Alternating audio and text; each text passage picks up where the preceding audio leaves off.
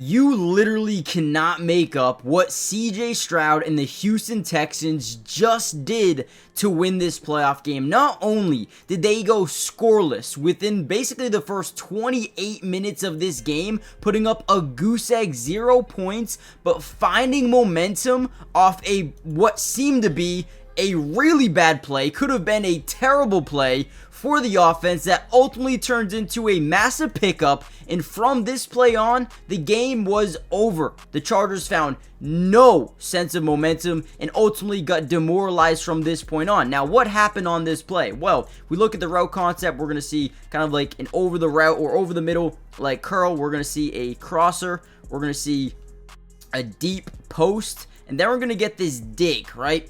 Now, as the ball goes over the head of CJ Stroud, we are going to never panic, right? As CJ gets his ball back, he doesn't panic and throw it away. He doesn't panic and force a bad pass. He extends the play using his legs, getting outside the pocket, make a man miss, and now, listen, you're throwing crossbody. You have to make sure this is an accurate ball, or this could be a pick six in the other direction. Now, thank the Lord that this man right here, Xavier Hutchinson, continued to run his route and continue to get over to the quarterback side of the field. And what I wanted to do in this video, guys, was break down the best plays from this game and show you exactly how CJ Stroud and the Houston Texans were ultimately able to demoralize the LA Chargers in the basically from the 2-minute point of the second quarter on. It was over. It was done, right? We're going to break it all down. Before we dive into the video, hit that like button if you want me to break down some all 22 coaches film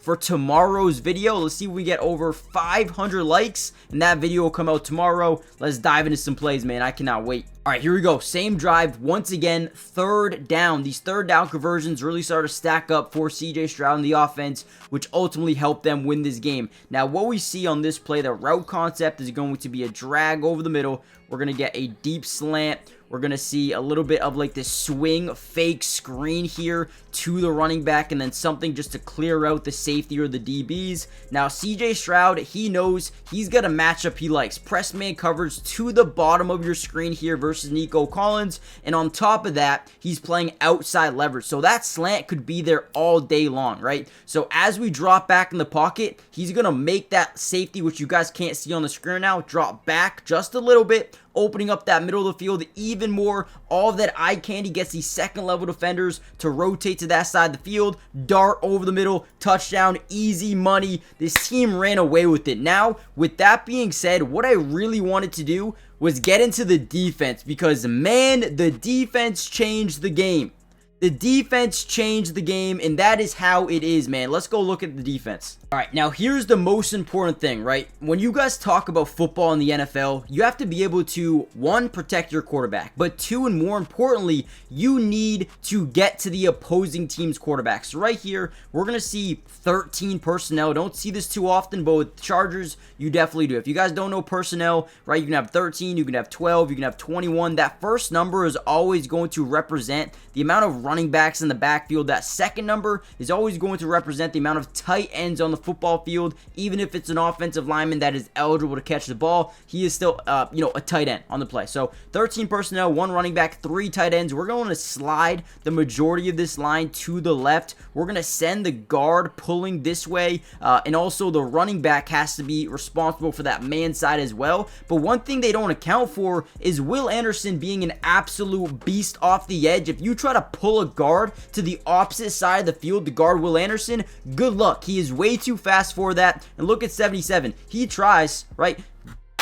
Good job. You tried, but you failed, right? Boom. Will Anderson demoralizes J.K. Dobbins in the backfield, and he gets to the quarterback for a sack here. From this point on, you could see in the body language of Justin Herbert, he was just never the same. He had that timer in his clock going on every single play, which ultimately helped force a lot of turnovers, which we're going to break down right now. Now, before we get any further into the video, do me a favor, guys, hit that like button if you want the part 2 to come out ASAP, but more importantly, subscribe to the channel if you're new. It's free, it doesn't cost anything, and we will be breaking down the Houston Texans throughout the entirety of not only the playoffs, but the offseason as well, man. I cannot wait to deep dive to even more film, more analysis, and everything we got for you covered. So join the family. Let's get back to some more plays, man. All right, let's talk about the defense again, man. So right here, we're going to see a 5-man scat protection.